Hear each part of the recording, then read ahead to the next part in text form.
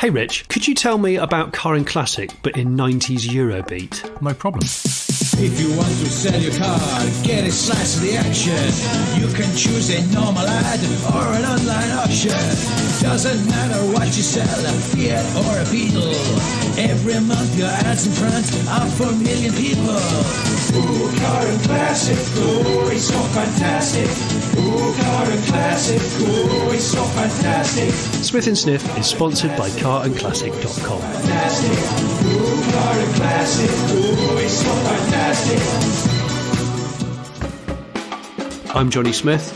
I'm Richard Porter. And this is Smith & Sniff, a podcast in which two friends talk about cars and many other things.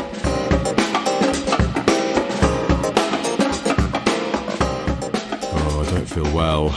Don't you? I don't know. Self-inflicted. Went out last night. Was in London yesterday. London. Went out with some friends in the evening. Missed the last train home. Oh, classic. Ended up having to impromptu stay over. And You brushed your teeth with your finger, that kind of shebang. didn't even have toothpaste. Oh, gosh. Did a swig of water and spit out again. So it's pretty rancid experience. And then set an alarm with some irony, in fact. We were talking about how when you've got to get up super early, your brain sometimes wakes you up even before your alarm. Well, guess what? That's exactly what happened. I set an alarm for 5:45 so I could get the early train back. Oh, gosh, that's home to be in time to take the kids where they are today. And but my brain woke me up at 5:35. Oh, gosh. So a tight 5 hours of sleep. And also, one of the reasons I missed the last train home is because I was about to go to the station and one of my friends had ordered another bottle of wine and went, "Come on, have a glass, help me out here. I didn't know you were going." And I was like, well, okay. And then I thought, I'll just get the late train. But the late train wasn't running, so that's why I ended up so you ran stuck to in get London. a train that didn't exist. That's Yeah, always good, isn't it? well, because when I went, actually, you know what, I'll get the late train. I'll go on, pour me a glass of wine. And then someone went, let's have some pudding. So then we all had some pudding at about 10:30, 11:15 at night, which was silly in It's too retrospect. late. Then, absolutely stuffed and full of wine as well, I ran for a train that didn't exist and thought I was going to hurl on Paddington Station. I think there's a sport. There's a sport there. It's the Drinky Olympics. I think we might have touched on it in the past. And do you remember a very old Smith and Sniff video where we discussed Formula Jangle, which was involved endurance driving and a pasting table full of sherry, I think it was. It was an amazing idea, even though I said table. Go sure. You're obsessed with pasting tables since you went to that auto jumble. Yeah, because they're always slightly bowing in the middle, like a sausage dog. They are, aren't they? With bad back Yes. problems. Yes. even when they're unladen, there's just an issue there. Or like a low quality stretched limousine where you just look at it and go, I don't think that's It's entirely bowing. horizontal in the That's middle. Yeah. You know, when someone's done like a C4 Corvette or something and stretched it and you just go, is that banana shaped? I think it might be. It's true, isn't it? In fact, the first BMW 1 Series that offended me hugely by the fact that its sill line was curved. Yeah. And the curved sill line, I always said it made it look like my cat, which was an old female cat that had an operation and it had quite a draggy belly. Oh, yeah. And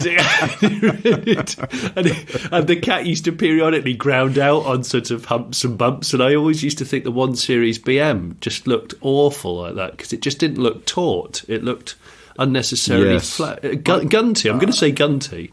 Gunty. But then the original Range Rover, and therefore the original Discovery, had slightly curved up sills.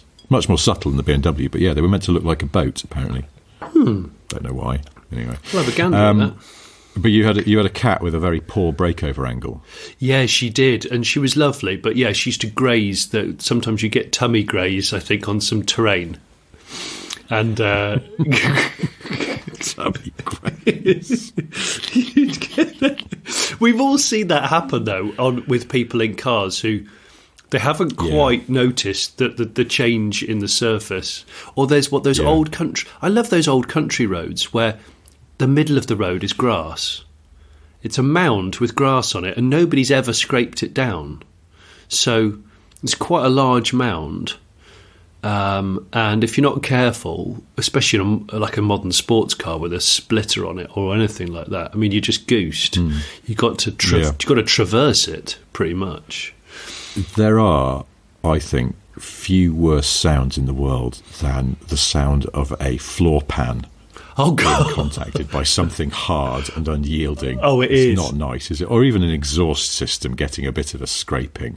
Oh, it's horrible. It's down there with accidentally zipping one's foreskin up into their trousers, I would say.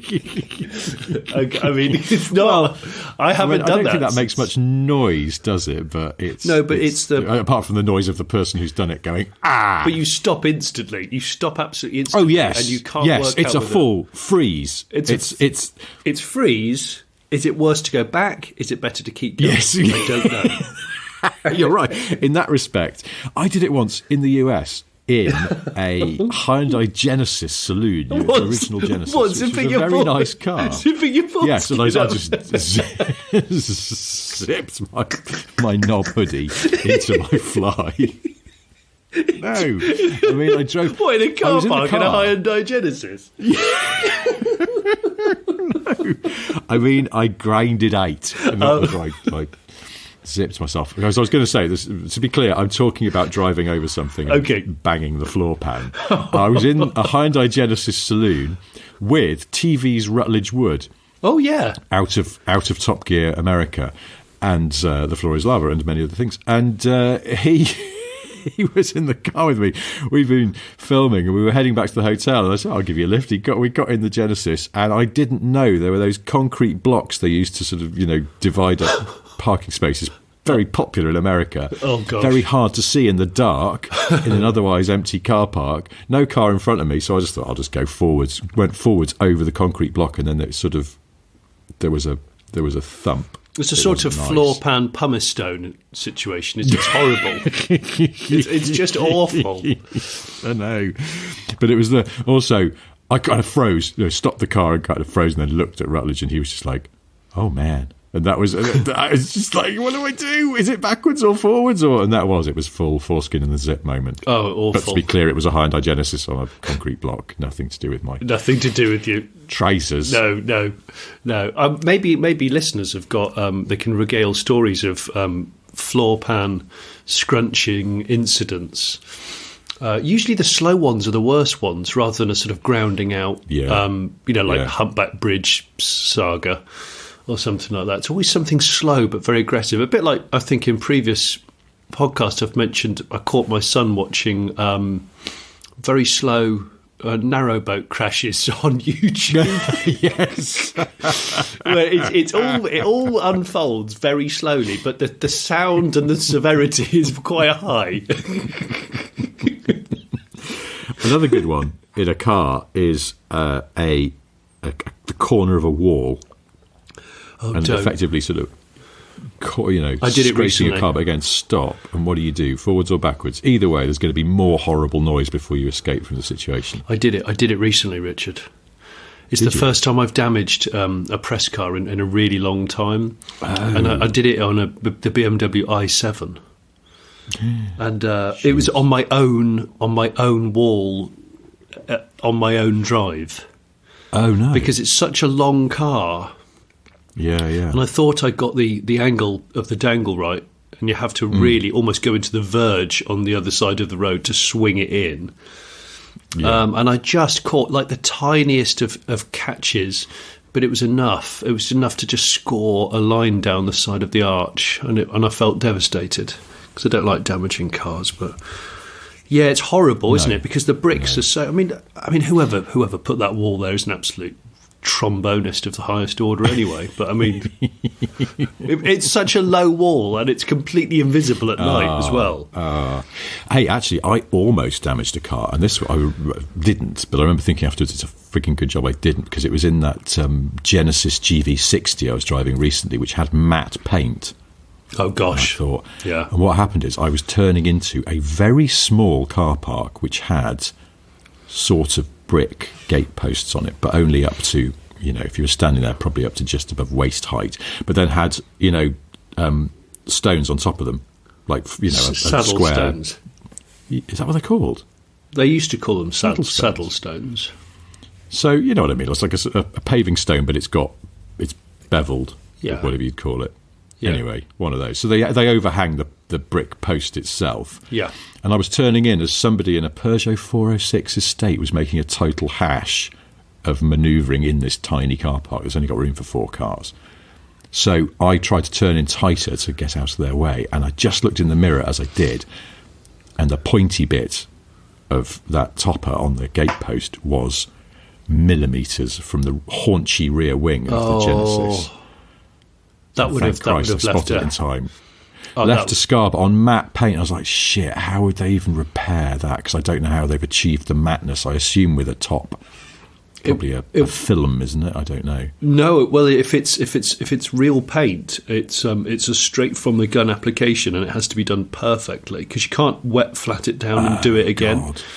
So it's actually, I think it's more expensive to repair. But you're so lucky. It's a bit like when. Have you ever seen people measuring and cutting floor tiles or bathroom tiles? You have to do the severe score line and then you crack it, don't you? Oh, yes. Yeah. You almost did the severe score line. And then you needed to just go out there and just crack the arch over your knee, and then just ringing up Genesis and going, "Yeah, I've it's okay. You can now butt the car up to the wall, the skirting board, and the pedestal. I've scored it. The toilet pedestal. Well, not like the previous owners of our house, who I could never figure this out. Our downstairs loo, it's got square tiles on the floor, quite small ones, but then just around the pedestal of the loo, it has tiny round tiles, very tiny, like the size of a 10p. Yeah, round, and they're all just set into a bit of grout. It looks shit. And it looks unhygienic as well because it's basically a piss trap down there. And I was like, why have they done that? And I suddenly realised, I bet it's because the bloke did it himself and he didn't have the skills to do tiles that would go around the pedestal. He didn't have he couldn't cut them in that curve, so he just went, screw it. I'll just use round ones and cheat it, and it looks awful. Did you just say a piss trap? Piss trap? Yeah. It just looks... I'll send you a picture. Honestly, you don't want to see. Oh, well, not really. Do you remember? Was it in the last podcast when I went to the Auto Jumble? Yes. I found. Do you remember sort of no name motocross jacket Captain Bootcut guy? Yeah. Well, every time I looked at the trousers, I kept thinking about your description of boot cuts from ages and ages ago, which they were the gents' toilet piss mops, which well, they are, aren't they? For that sort of, which really had me howling because I just thought, yeah, you go to a semi-flooded, massively vandalised gents' toilet in a pub or a club, and you are just sweeping up just. All of the urine. Awful. I mean, but having been in swinging London town this week, boy, the boot cut is back. What?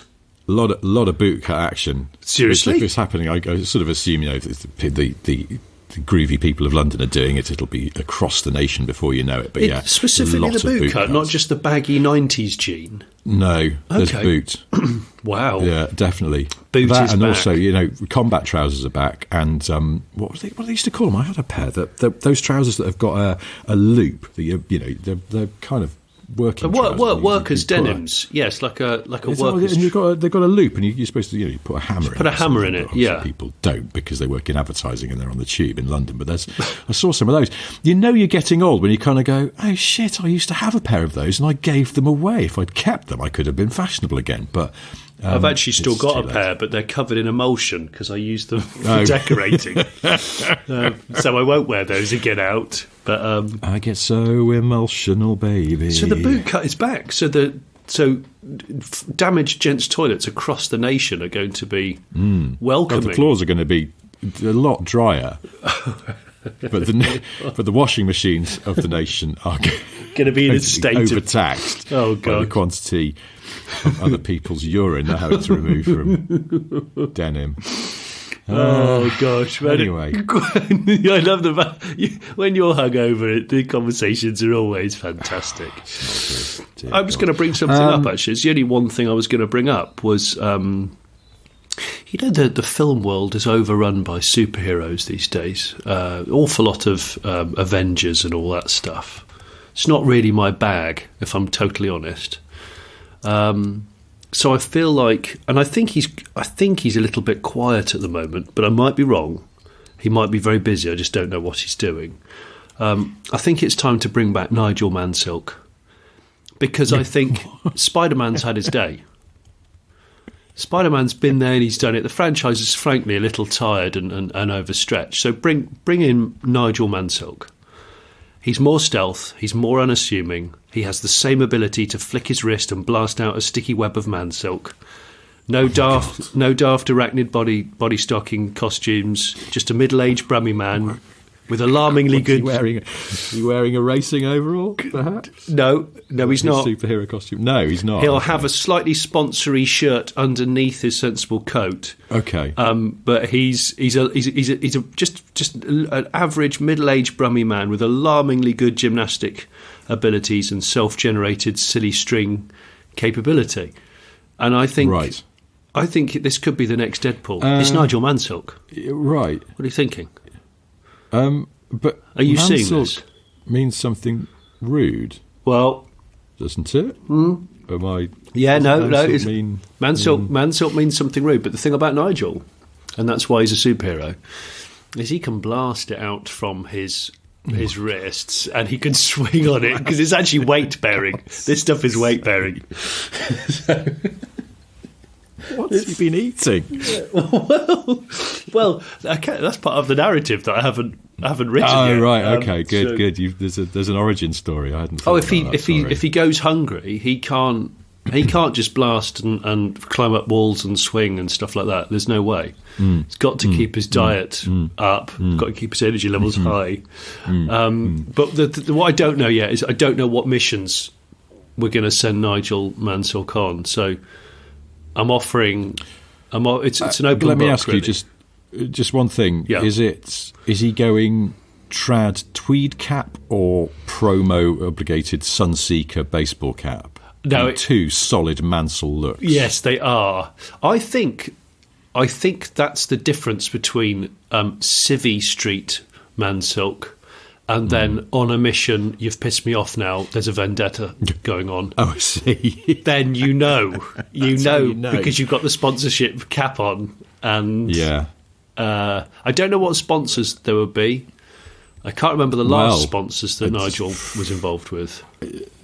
I sort of feel like the thing about Mansell is that he was, even amongst racing drivers, absolutely on brand for whoever was paying him to be on brand. And I sort of feel like you'd invite him to a black tie do and he would still wear a Sunseeker cap. Yeah, if he'd agreed with them. Yeah, that they were his sponsor. So I mean, it's probably on a rolling basis. It'd be like that bloke out of 30 Rock who's always got a different cap on in each episode. But so that Mansell would be that's what he would be. Nigel would be. Yeah, he'd be wedded to the sponsor, and yeah. But I think what would be good is he could infiltrate so many different scenarios and bring that British deadpan to a Hollywood audience. He's certainly got that. Actually, it's funny because I was walking down Tottenham Court Road in London yesterday, and apart from a lot of piss hovercrafts going on people's legs, I saw a man who was, when someone's just clearly, very cool in a sort of metropolitan kind of way. Yes. There was this quite young bloke, and he'd got a moustache. Right. And so as he walked past, I was like, wow, he's got a strong tash there. But it was one of those tashes where it was almost like there was no taper. It was like two rectangles arranged at a slight angle to each other on his top lip. And I was like, that's a strong moustache, but what does it remind me of? And then I realised... Like an Errol Flynn kind of number. But it reminded me of Nigel Mansell, but not his moustache. It was like two Mansell eyebrows just arranged below his nose. A brow tash? A brow tash, yeah. Gosh, yeah, did he look like that very creepy guy from the band Sparks, who I'm still a bit scared of. No, his moustache is thin, isn't it? Oh, his is wispy. Yes, it's wispy. His is more like, Craig David used to have that incredibly thin beard. I do. George Michael enjoyed one of those as well, I think, for a time. He did, yeah. There were periods when George Michael sort of had like he'd been wearing black lipstick and it had run down his chin. Yeah, it was amazing. Three thin, and that, yeah. I used to aspire to it. I went through a phase of having a not quite that good, unfortunately, but I had face furniture not too dissimilar to that. I'm just going to say that, and it was the 90s. I think it was the 90s. No, actually, it was the early 2000s as well. Well, I think you had that when I met you. Did you not? Yeah, I might have done, actually. Your sort of Green Day phase. I did. You had yes, spiky hair and yes, it was like you'd drawn your beard on with a mascara pencil. Yes, that's right. It was a sort of new metal era, perhaps. Yes, it was. Do you have the time to sculpt your little beard? It takes about 9 hours to get it all straight. So the irony is, I don't actually like Green Day, but there we go. Do you not? No, not really. I find I always found them to be unnecessarily quick. So actually, that my favourite Green Day song is "I Hope You Have the Time of Your Life," which is a slow song. Slower, yeah. Because I could just digest it. Do you? Yeah. See, they were never as good as. I don't know. There's no point where I'd go, I'll just stick some Green Day on, but I do. I feel like they're one of those bands. They weren't Blink-182. Let's put it like that. I don't dislike them. No, I don't hate them. I just think Blink-182 were better. And still are, frankly. Controversial. Yeah. We'll get letters. Although American Idiot's a good track because it's quite poignant. Hang on. Actually, if you, in your spiky hair, thin beard phase. Yes. Quite baggy trousers. No. Oh, yes. Yes. They were. But There not was a lot of. just baggy. No. But they have like straps and things on, like, loops and shit. Yeah, couple had hammer loops, and I had some. It was quite. I don't know. Hammer loops. That's the thing. I think we've reached an age where there's been so many cycles of fashion, where there's definitely photographs where I can show my children and they're laughing so hard they can't say anything for 5 minutes, and you just go, oh, okay, all right, never mind. And I think that's you can't change it, can you? You can't change the past. You just go, I was in my late teens or I was in my early 20s. I probably thought I was quite cool. Almost certainly I wasn't. There we go. Every time, though, that your kids laugh at you for some previous fashion misdemeanor, just take a picture of them on your phone and go, I'm showing you that in 30 years' time. Yeah, that's true. And that'll shut them up. That'll learn them. Yeah. Well, there's a photo I wish I could find, because I've seen it sort of relatively recently, and it was kind of kicking around as a loose photo in a box somewhere, not in a pack, of me leaning on the back of my first car, wearing... Now, I can't really describe the colour, kind of... sort of ochre, maybe. Oh, yes. Trousers. Wearing ochre trousers. And a very blue T-shirt. But it's the ochre trousers that are sort of the standout from this. Are they massive? And at the time. No, I don't think they were, actually. I think they were narrow. But, well, I've got a picture. Maybe I'll dig it out for the benefit of Patreons. I've got a photo of me on my first motorbike. I say that I only ever had two, but then and I'm in the back garden. I'm in Mum and Dad's back garden, and I think I was 14. I have purple tracksuit bottoms on and large glossy black curtains for hair. Oh, and I think I might have had a tie-dye T-shirt on as well. So it was very, very 90s, extremely 90s photograph. But I was very proud of that motorbike, even though it was a bit shit, frankly. But it just goes to show that you get what you're given. I saved up for that bloody thing. I worked really hard, did a lot of weekends for the MT50 Honda. That my brother hand-painted yellow and red. The curtains Classic. haven't come back, have they? As Well, far as I'm aware. I think they're starting to. Are A they? bit like the intentional wispy tash. I think it's yeah, I do. I do think it's it's a thing. Okay. Yeah. Well, keep them peeled. Would you like it to? I mean, they did make a lot of people look like twats, Yeah, they did. I think. But It's funny you should on bring a up. case-by-case basis. I was only 24 hours ago. I was only listening to the Stone Roses, and just a reminder because that was prime curtain hair era. Yeah. And, well, the Mondays were really the curtain ambassadors, weren't they? Because I think the Roses Catonians? went bold cut. The Bowl and- Catonians. I'm sure there's a The Branch Manchester pub Catonians. called the Bowl Yeah. and Curtain, which would be great. The bowl of curtain. The Bolo Curtain. Yes. There probably was. That's the thing. I mean, the curtains, I don't know whether Manchester was in the curtain vanguard, but I suspect it might have been because it was so wrapped up in the baggy movement. But certainly there were a lot of lads at my school at the late 80s, certainly into the early 90s, who were Curtonians. And, Were there regular Curtonians? Curtaineers, if you will. Oh, And, Curtaineers. That's a good one. to varying degrees of idioticness, but Yeah, that was very. Yeah. It was very popular when I was at school. Really popular, and I have to say Yeah. that listening to the Stone Roses again for the first time in ages, I love the Stone Roses. They were so good, so jolly, and melodic. did you listen to a whole Stone Roses album? I didn't. It wasn't. No, yesterday I listened to maybe 3 tracks while I was washing up. There's- Just to be specific. You remember the second album, which wasn't much cop. Although I liked the second album. I did. I certainly loved the I'm going to first listen couple. to it and reappraise it because I I like mean, Love Spreads, Yeah, thought Love that was Spreads good. is good, and but then that was the single, so it sort of needed. That was probably the best track. the intro track, Daybreak. This is the Daybreak. I love that track. I mean, the intro There was is a massive. period. Do you remember? It took them ages to do, and it finally came out, and everyone went. And then soon after that, a mate of mine went to get out his copy of The Second Coming on CD, opened the CD case, no CD.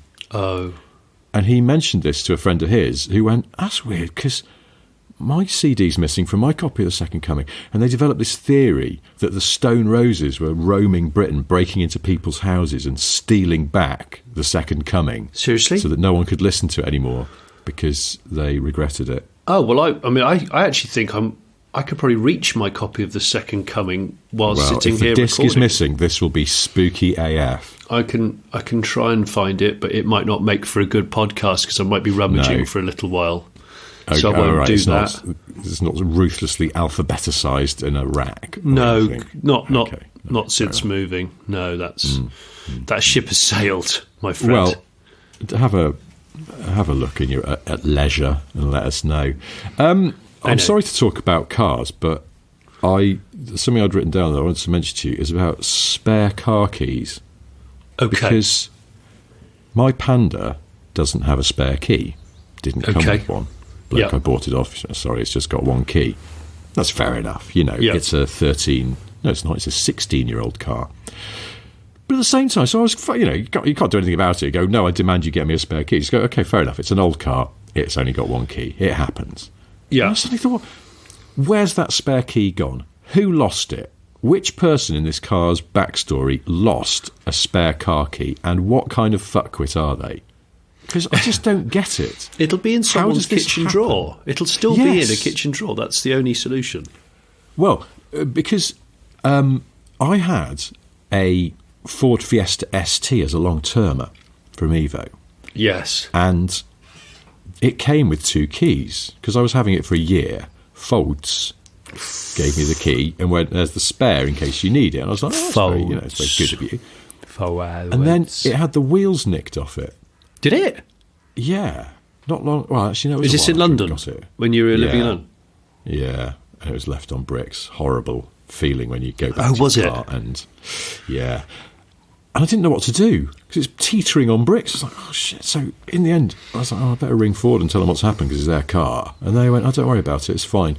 We'll send someone over with a set of just, any wheels that will fit just to get it back. And then we'll take it back to the workshop and we'll check it over because it might damage the floor pan if it's been sitting on bricks. Oh, don't talk about damaged floor pans. You're bringing it straight back to... circling back. Yeah. But I said, well, okay, I'm not at home for a bit, but I can meet you and give you the spare key or whatever. And they were like, oh, don't worry, we've got a spare key for that car. And they told me that any cars they order for long-termers, they order with 3 keys. So they can give the journalist a spare and they've still got one back at the workshop in case the journalist is a complete arsewit and manages to lose both keys.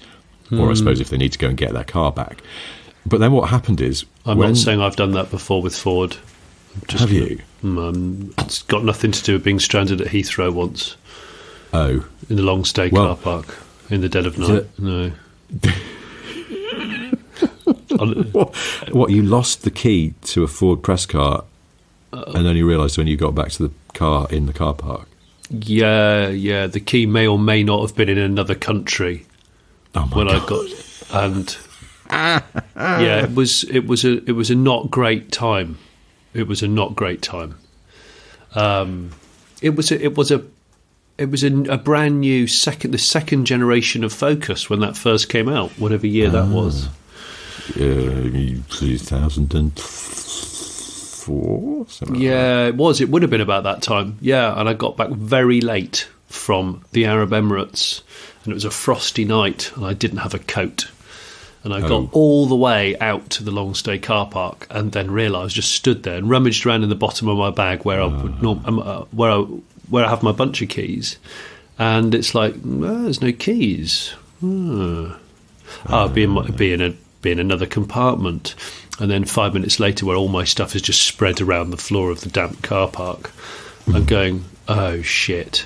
They're still on that conveyor belt, aren't they, where you have to strip search. Oh, no. Yeah, they were. And my house key. So, yeah, it was a really complicated 24 hours after that. What did you do? I'm not going into it in this podcast in detail, but I had to make a very late, awkward phone call to an ex-girlfriend who lived in London to ask if I could go and sleep on her floor. And then phoned Folds so that they would meet me there the next morning, take me to the long stay car park with a spare key, get the car out. Then I drove home, and then I smashed my way into a rented house that I was living in. Oh, no. Yeah, it's that simple. Okay, it was a sweet 24 hours. Lovely, lovely guys. Ford, I have to say, Ford were wonderful. And the lady that let me sleep on the floor was lovely. She was renting a flat that was Dermot O'Leary's. I don't know why I'm oversharing this detail, but the reason is because she had to get to work really early the next morning. So she just popped her head around the corner and she said, I've got to go to work. You'll be fine here. Just on your way out, just pull the door, and it's a Yale lock, so it'll just lock. Okay? And I was sort of a bit tired because I was like, yeah, okay, no worries. And then as she walked out the door on autopilot, she set the alarm. Oh. And I heard it go, meh, and I just froze in bed going, no. And then I moved one hand towards my phone about a foot, and the whole place just kicked off. It was absolutely deafening. Please tell me the alarm automatically phoned Dermot O'Leary when it goes off. Well, I don't know, and if Dermot's a listener, and we've actually worked with Dermot O'Leary since this, so many years later. I forgot about that. Yeah. I should have regaled the story to him, but I wasn't sure whether he might be annoyed. But yeah, great. Cheers. Yeah, cheers. Not a very good story. Thanks anyway. Sorry. No, let me just recap. You set off the alarm in a flat that I once owned, but rented out to someone else. Yeah. Great story, John. Thanks for that. Yeah. Actually, you might want to tell that on camera when we go live again. That would be great. Yeah, the punchline was especially good. We all enjoyed that bit. Yeah. There wasn't one. And then what? Oh, there's nothing. Okay, just an empty void and you getting driven back to Heathrow parking. Well, anyway, when my Fiesta Long-Termer was returned to me by Folds with new alloys on it, with 2 locking nuts on each wheel. Oh, wow. To be on the safe side. Forwards. Belt and braces. They dropped it off and I think pushed the key through the letterbox, but it was their 3rd spare key. So now I had 3 keys for that car. Oh, my word. And then when I returned the car, I forgot about this because I put the 3rd key in a safe place because I was talking to someone at Fault and I said, I've now got your 3rd key. And they went, well, as long as you don't lose all 3 keys, we're okay. And I was like, no, I will put the 3rd key in a super safe place. And it was such a safe place that when I returned the car to them after a year, I gave them back the key and the spare, forgot about the 3rd key, and it lived tucked at the back of a drawer for many years. And then I found it. And I was like, oh, shit, this is the key to that Fiesta. So I said to Ford, I've got a key to that Fiesta. And they're like, well, we've sold it, so this is irrelevant information. So I think I've still got it somewhere because it felt dirty to throw it away. It's like trying to get rid of light bulbs. You don't quite know what you're supposed to do with them. So you can't throw an old car key. We take it to an auto jumble. Yeah, but it's the specific key for a car that I presume someone will buy. still exists. Look, I saw a milk crate full of very, very rusty and probably thrown in there pistons for a car. And as my brother pointed out, he said, not only will nobody know what they are, but he said nobody reuses damaged, corroded pistons in anything unless they're totally deranged. Oh, yeah. So he said, rather than weighing that in, someone's gone to the effort of putting it in a tired LDV Pilot, driving it to Nottinghamshire, laying it out in a field, and then going, does anybody want to buy this? No, they don't. Okay, I'll put it back in the van and I'll go home. Hold on, hang on. What? Are you saying this auto jumble was basically in Nottinghamshire? It was basically in Nottinghamshire, yes. I thought it was in Lincolnshire. Oh, well, this is excellent. It was basically in Nottinghamshire. Yeah. Yes. I'd love to see William Willard there if he had a tarp down with some old VHSs. Yeah, he's just brought his own, he's brought the steel wheel off a Cortina with a tyre still on it, so he can just prop his leg on it wherever he's standing. Oh yeah, he's got loads of bits of press cars that he accidentally kept, but they're all from the 80s. He's got absolutely loads. He must have driven over 1,000 cars. That would be amazing. A piece of each. Chris Coffey's gone to get the week tea. Tiff's not even there because he just said, I haven't got the time for that. It's too boring. It's too static. I'm not doing that. So Tiff is there. He's riding around on a slightly crooked Chinese no-name quad bike, getting into some terrible near misses. Anyway, with blokes wearing bad leather waistcoats. Anyway, as you were. I was trying to find a picture of my old long-term Fiesta so I could check the reg and then see if it still exists, but unfortunately I can't find one, so that's no good. But anyway, Fiesta forever all night long, all night. But yeah, anyway, so my main question is how do people lose car keys? Because they're quite precious things. I think I know it happens obviously, but at the same time it's like, at what point, how old was my Panda when it became a key orphan? I've heard that, and this was from someone who was selling a 911 Porsche that was not that old. I'm going to say it was under 6 years old, and it had one key.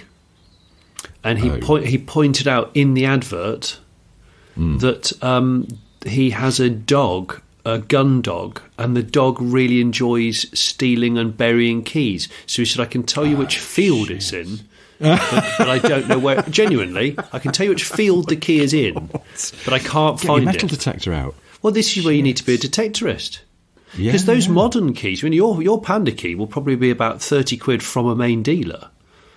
But it's a flip key. But all right, calm down. I seem to remember Fiats of that era didn't Fiats of that era come with the blue key, which was your master key for getting a key cloned if you needed to, because you had to have the immobilizer chip module thing.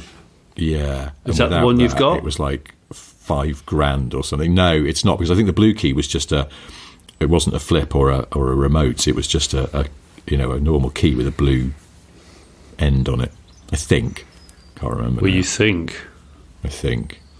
I don't know. But Anyway, so there we go. No, I'm just. Once I started thinking about this, and I started getting sort of mildly vexed about it, and going, "Which idiot lost the key to this car? The other key?" Because it's just, because like my Range Rover's got a spare key. I mean, it's a bit shabby, but it has got one, and that's an old car. Yeah, I've got spare keys. Have you ever got? I mean, I've still got. I'm sure I've said this in a previous cast.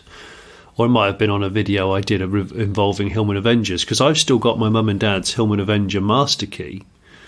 Oh. But that's only because you couldn't really sell it with the car because the tip of it snapped off once in the ignition barrel. And I remember my dad going to hell and back trying to get it out with a series of powerful magnets. So, yeah. So, but I've kept series of powerful magnets. If I remember, and Dad will correct me because Dad does listen to the cast. I am pretty sure he borrowed 2 very powerful magnets and used sort of dentist scrapers. He's got a couple of those little dentistry scrapers in his toolkit, and so he was trying to coax it out of the ignition barrel whilst drawing these 2 magnets up. And seeing if he got it out in the end. He got it out. That's good. Yeah, good work. My dad's persistent. Why did he have dentistry tools in his toolbox? Well, my dad's old school, so when he's out in the garage, 1 minute he's decoking a head, next minute he's scraping out, I don't know, some bad gums. I'm not sure what he was doing. I think it's because Dad always has in his toolkit just implements that he knows will be useful when you're scratching your head trying to solve a problem. And those sort of dentistry hooks and scrapers are really good for intricate. I mean, he'd probably use them for grouting or tile-related matters. Very delicate grouting with one of those. But I think people can relate to that. Like, before you could get those telescopic little magnets that you'd get a dropped bolt out with that are very, very useful and worth their weight in gold. My dad just had a small, almost sort of cartoon-looking red horseshoe magnet tied onto a piece of string, and it's still in his toolkit. And you just lowered it down like a lucky dip. You buy it from the Acme company. Yeah, Wile E. Coyote does all that shopping. It's exactly cartoon magnets. Yep, it did look so cartoony. Actually, while you're over here, I'll have an anvil that I can drop on someone's head, please. Do you want them to go accordion shaped? Oh, yes, please. Yeah. Oh, yeah, definitely. I'd love that. Accordion. Yeah, so that's why he's got... So magnets are a must for a toolkit. Richard, absolutely must. Yeah. I love it. I just love a magnet.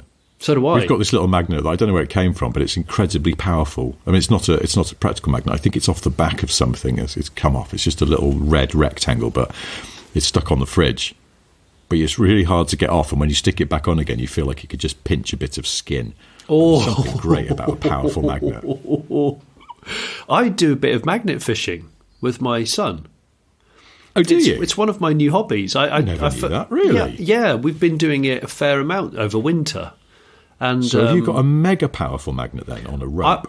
I've got quite a long piece of rope with a couple of carabiners on the end, and this magnet's probably about the size of a clay pigeon. It's about the size of a clay pigeon. I use that as a metric for everything. Well, yeah, it's about the size of a clay pigeon. But what's really cool is I did it because I wanted to encourage him to come for walks with me when I just wanted to get fresh air in the countryside. And of course, now I've realised that the best places to go magnet fishing are where people have been throwing stuff into lakes, rivers, canals. And really that needs to be in an urban area. So we're trying to find, in his words, not mine, more ghetto places that we can... So like a bridge over a canal in a built-up area would be fertile ground? Oh, would be incredible. And we found, I mean, we haven't found loads, but I did find what I think to be a leaf spring from an old car, a bit of pram, a bit of computer, some money, and money. Yeah, and over a railway bridge. We were doing it under a railway bridge, an old railway bridge. And we found a couple of, the big rivets and bolts from said bridge. It was an old rivet bolt bridge. A couple, so either when they were repairing it or building it in the first place, they will have dropped a couple in, We've got some of those. But it's quite cool because you're sort of litter picking as you're enjoying the countryside. That's it. It's presumably, unlike fishing, you don't throw it back. This is the whole point that you... No, you go and put it in a bin or recycling. And retrieve. But then, is it the sort of the holy grail is presumably like people finding... guns and motorbikes. They're the ultimate. Guns and motorbikes. Yes, firearms and motorbikes are the Great ultimate. band. So there's some YouTubers that do it a lot and they document it. And one of them pulled out like a full Suzuki GSX-R 1000, but they were doing it in a city like, I don't know, not basically Nottingham or Birmingham. Yeah, but yeah, and there's also grades of magnet, and you can get this is why I was saying it to you. You can get some magnets that are so powerful it's almost a two-man pull. So you need to attach two ropes to it from two different angles. So it requires two guys to heave it out. Because if it attaches to something, you'll never get it back. Yeah, I get it. But it's great fun, and I bought an entry-level magnet to just test the water to see if he was interested. And Wesson's like, he's really interested. He asks to go. We'll go this week actually, and so I think I'm going to get a more powerful one. I'm at the sort of L, and I'm going to go GL or GLX. Right. I feel. Do you have to be careful when putting your very powerful magnet into the car that you don't accidentally it just sticks to the car? Yes, that's true. I put it in a plastic bucket, like a children's beach bucket, because I have had that issue before.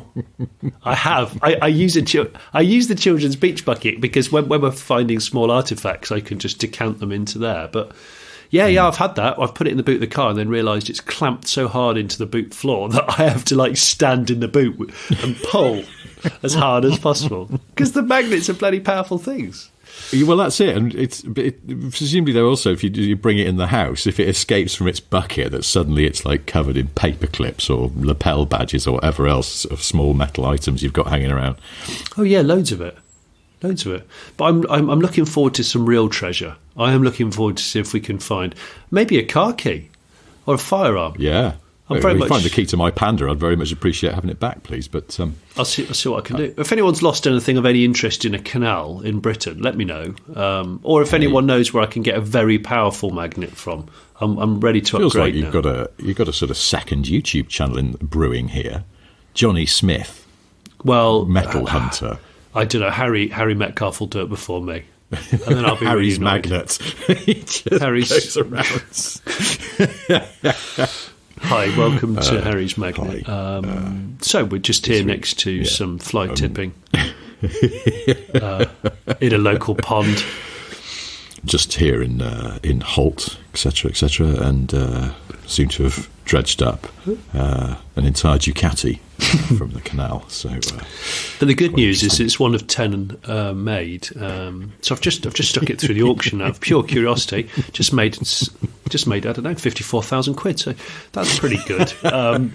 So anyway, next week Saxon Gold. You found a bag of Krugerrands at the bottom of a lake near Spalding.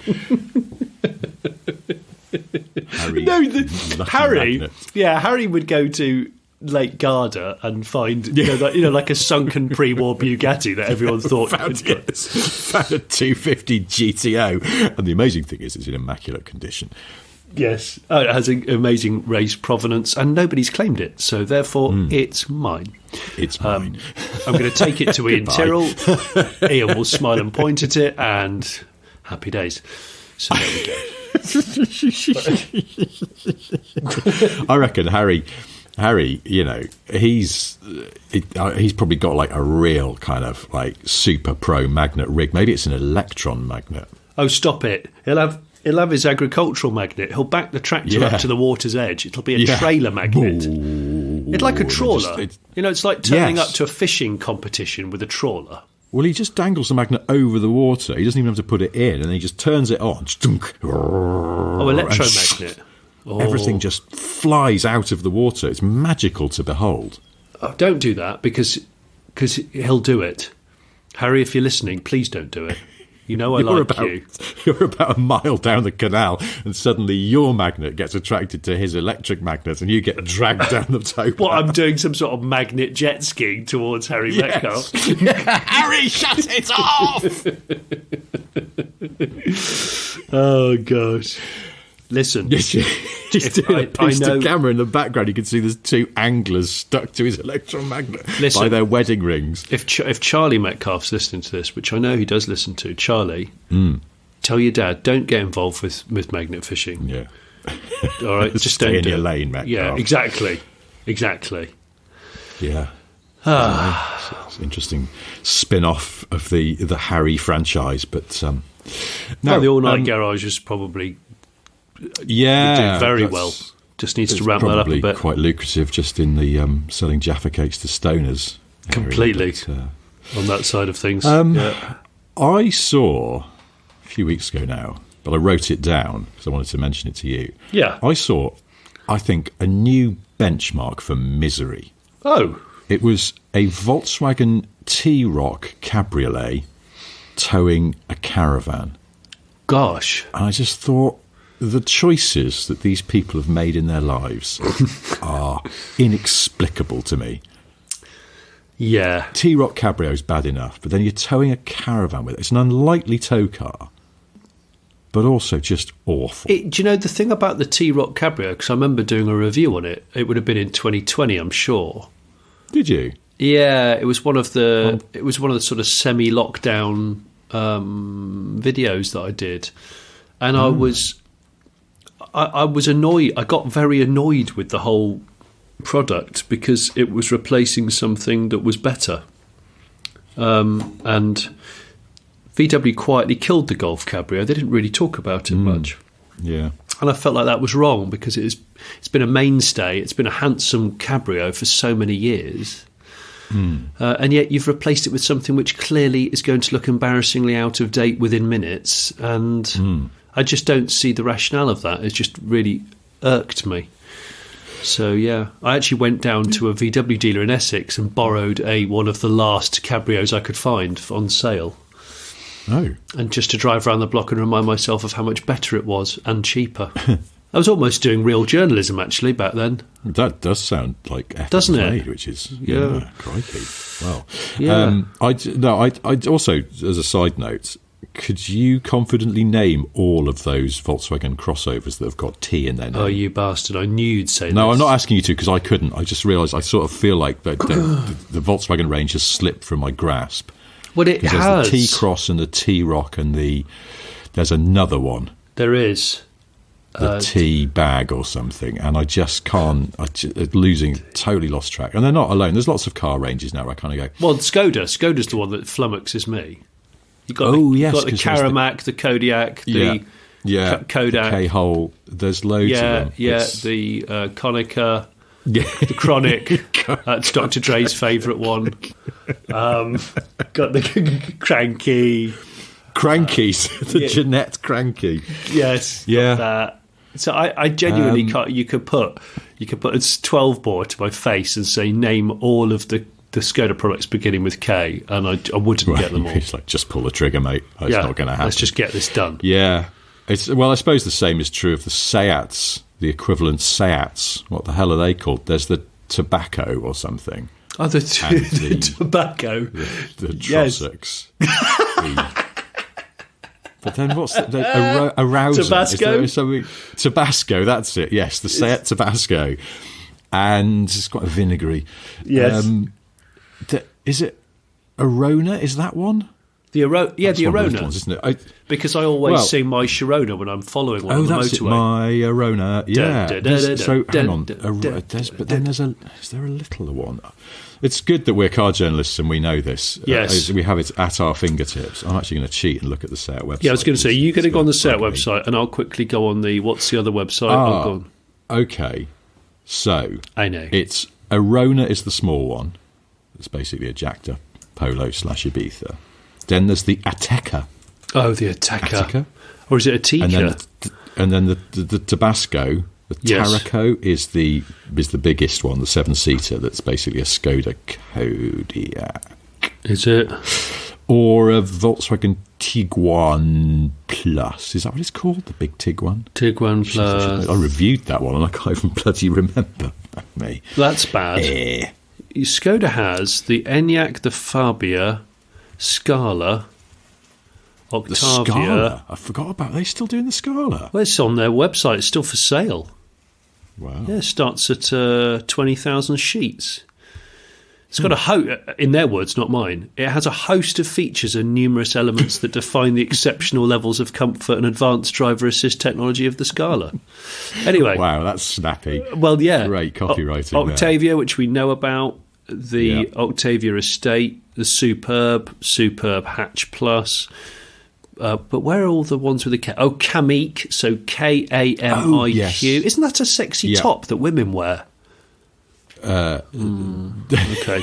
Anyway, the camisole. Oh, the Karoq, Karoq, the Karoq. Yeah, Crocodile. Yes, and then they've got the Kodiaq, which looks at a flash the same as the big fella. Yeah, that's the big one. And is there another? What? No, that's it. So there's three. There's Kodiaq, there's Karoq, and there's Kamiq. They're too similar. Way too similar. Kamiq. This is my wife, Kamiq. Yeah. Well, this just in, the 7-seat Tiguan is in fact called the Tiguan Allspice. Allspice? Old Spice? I was going to say Allspice, and I thought, no, I'll say it properly, but then I stumbled between. It's called the Allspace. Oh, okay. Which is written as all one word. Allspace.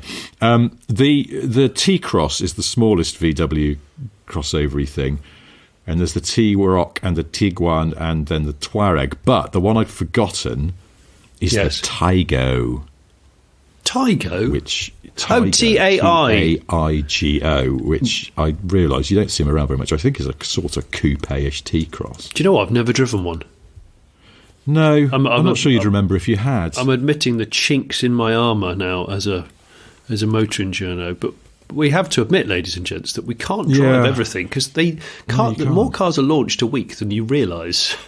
An unnecessary large amount, actually. But yes, it's unnecessary, isn't it? Just stop it. Last I checked. Although it'd be nice, can I just have a word with car manufacturers in general? Here's just a polite message. Car manufacturers, OEMs, etc., please don't launch shit. Stop launching shit cars. All right, if you think they're average and shit and they're not bringing anything of any particular interest to the market, just don't. Just don't. I mean, yes, you get to the final sign-off, management, ride and drive, whatever it might be, and you just go, I think this might be a bit shit. Just don't do it. Yeah, please spare yourself and everyone else. Something that might be up your Strasser, though, is I was reading the week that the next Passat is going to be estate only. Oh, my word. My brother, I must tell my brother, I've got G-Unit on speed dial. What, so that he can wait 20 years before he that's the buys sort of a second-hand one yes. on scrapyard tyres? Yes, he would. He's still nursing the Mark IV TDI. Yeah, I know. I saw that picture you sent me. He keeps looking for a Passander to replace it with, but he just can't find one that's quite right. So he lives in hope. But that's good. So I thought we lived in Lincolnshire, but okay. Well, that was a terrible glass half empty. Gregory Smith. Yeah, the good thing is we can slag off your brother to our heart's content because he doesn't listen to this podcast. Oh no idea. So we just start giving out his mobile number a digit at a time. Like next week, the third digit in Greg's mobile number, and see how long it takes for someone to tip him off. He'd kill me. Although he doesn't answer his phone anyway, so he'd just go, it's just another person trying to sell penis pills to me or something like that. Not interested, sorry mate. Doesn't he have his own business though? He does have his phone. He just waits, and he knows people are really desperate if they turn up to his unit and they go, I've been trying to get hold of you for weeks. I really want you to look at my Samsung. Goes, yeah, I know. And he'd be like, okay, I'll put the kettle on. Because he knows they've already got through the initial phase of are they a serious yeah, my brother's that guy. He's that guy. Wow. He's the opposite of an Instagrammer. The absolute opposite. Yeah. He's not. Yes. He doesn't want your attention at all. Ever. He's got dignity. Yeah. Okay, well, on that note, we should probably bring things to a close. But before we go, I have 3 things to tell you. One, Johnny has a solo YouTube channel. It's called The Slater Fate Show, in which he goes to outdoor village events and rudely criticises them. This week he's in Wrexham, calling their spring fair total shit. If that's not your taste, there's always the Late Break Show. Lots of excellent videos about cars and people who love them, which just great stuff. I just go and watch it. The second thing I've got to tell you is we have merchandise, and it is all available on smithandsniff.com/merch. We'll take you to a link to our Shopify where you can buy T-shirts and mugs and stickers. Buy a Steam Rally Wronging little decal if you've got. It'd be nice to see one on a. I'd love to see one in the wild. Yeah, I'd like to see one on a Bugatti Chiron. Or a McLaren SLR. If you have got any of our stickers on your car or anywhere, in fact, send us a picture. We'd love to see them. hello@smithandsniff.com is our email address for that, or any other business that you care to bring to our attention. You can tag us as well on Instagram, Smith and Sniff on Instagram, where I believe photos are king. So if you do have. If you do have a picture of a sticker on a vehicle, do let us know. All right, well, there we go. So, yes, smithandsniff.com/merch. Go and buy one of our T-shirts or other items, please. And the third thing I've got to do is that Bruce Springsteen's Dancing in the Dark video was directed by the man who also directed Scarface. Really? Yeah, I always say really because I'm always surprised. Well, I enjoy the fact you say really. You don't just go, yeah, I know. No, unfortunately, I don't know whether it means I'm unintelligent, but lots of what you say I don't know. So therefore, but they're pretty arcane facts. I wouldn't expect anyone reasonable to know them. It's not like I'm pulling them out of my head. I do sort of. The things I run across in day-to-day life. But yeah, that video it's weird because part of it's him performing on stage and he pulls a woman out of the audience and the woman is Courtney Cox. That's right, a very young Courtney Cox. Very young Courtney Cox. Yeah. I was watching Bruce Springsteen's video I'm on Fire, which is one of my favourite Springsteen tracks, and lyrically I can't decide whether it's creepy or not. I'm hoping it's not because that might taint my love for it. But it's all about him fettling an attractive lady's Thunderbird, isn't it? Which is not a euphemism. It's not a euphemism. It's an actual car. It is. I don't know. It's an actual car. Yeah. Yeah, that's. And I think the trouble with Dancing in the Dark is that you're going to bang a shin on a coffee table if you're not careful. So something the boss neglects to mention in that song. Yeah, Bruce has always Courtney Cox had very mottled lower legs because of too much Dancing in the Dark. Ah, fuck's sake! Bruce Springsteen's got a damaged collarbone, so he's now doing a one-armed tour because he just took his own advice. What an absolute goon! Yeah, well, cracked his torso on some shelves. All right, well, that's quite enough of this absolute. I always change it to Prancing in the Dark because I think just be a little bit more theatrical, but no one will see you because it's pitch dark. That's one of those songs where if you're from a part of the country where you would say dancing in the dark sounds rather weird to me. Well, Craig Revel Hallwood, is it, from Strictly Come Dancing? He goes, dancing, darling. Dancing. I'm going to show you dancing. There's an extremely fabulous cover of True Faith by New Order that Sophie Ellis-Bextor did. It's brilliant. Really? Really good cover, yeah. And, it's one of my favourite songs, and I'd be quite snotty about anyone trying to do a cover version of it, but she absolutely nails it. It's fabulous. But she, at the end, the last... verse is the lyrics are, now I feel you've left me standing in a world that's so demanding. Yes. But because Sophie Ellis-Bextor's quite well spoken, she says demanding. But then obviously she's not going to say standing because that would be weird. So she throws the rhyme away effectively because she goes, now I feel you've left me standing in a world that's so demanding. And I was like, why did you not just say demanding for the purposes of the song? She can't. It's her upbringing. No, it's at stake. She's too posh. Yeah. Anyway, this really is. Well, we've talked about more music than cars this cast, and so I must apologise. But people don't come to us for that, do they? No. Well, who knows? I don't know. And I've had a complaint from someone saying that we don't see on that side of things enough anymore. So, okay. Well, we will try and do that more next week on that side of things. We will. But until then, thank you ever so much for listening. Goodbye. thank you, please. Bye. You know just what to do. Like and subscribe and review. You know just what to do. Like and subscribe and review. You know just what to do. Like and subscribe and review. Booyaka Shack. Yes. I think that's a Skoda, isn't it? The Skoda Booyaka Shack. Oh, that would be is, that would be a fast-backed, very pointless SUV. Yeah. I'm getting really But it sick and fucking tired of fast-backed SUVs Yes, they're toss. because I mean, genuinely, Absolute nonsense. nobody asked for this. Nobody.